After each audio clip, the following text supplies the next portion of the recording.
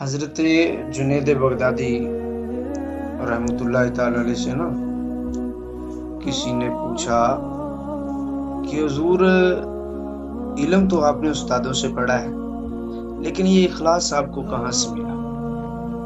دیکھیے گا سیکھنے والے کہاں سے چیزیں سیکھتے ہیں۔ حضرت جنید بغدادی رحمت اللہ تعالی علیہ فرماتے ہیں یہ اخلاص کی دولت مجھے ایک نائی یعنی حمام سے ملی تھی کہ میرے والد صاحب مجھے ایک علاقے میں چھوڑ کر آئے کہ بیٹا قرآن حفظ کرو، کہنے لگے میں قرآن حفظ کرتا رہا۔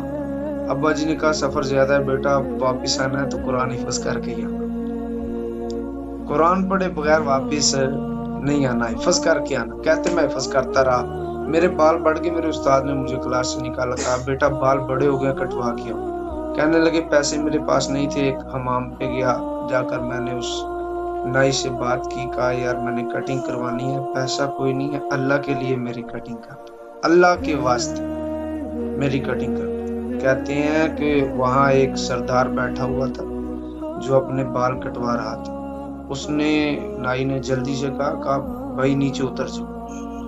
وہ کہنے لگا تو جانتا نہیں میں سردار ہے؟ کہا جانتا ہوں سردار ہے لیکن نیچے اتر۔ تجھے کہا پتہ نہیں ہے؟ اس نے یہ کہا کہ اللہ کے لیے میرا یہ کام کرو۔ کہتے ہیں کہ اس نائی نے مجھے چیئر پہ بٹھایا، میں بیٹھ گیا۔ فرماتے ہیں کہ وہ کہنے لگا اگر اجازت ہو تو میں وضو نہ کر کے آؤں۔ وہ وضو کر کے آ گئے تھے، وضو کر کے واپس آیا تو میں نے کہا پہلے بھی وضو کرتے ہو؟ کہنے لگا نہیں پہلے نہیں وضو کرتا تھا، اس لیے کہ پہلے میں اپنے لیے کام کرتا تھا، آج میں اللہ کے لیے کام کر رہا ہوں اس لیے وضو کر کے آیا تھا۔ کہتے ہیں پھر اس کے اتنے میرے سر سے بال نہیں گرتے تھے جتنے اس کی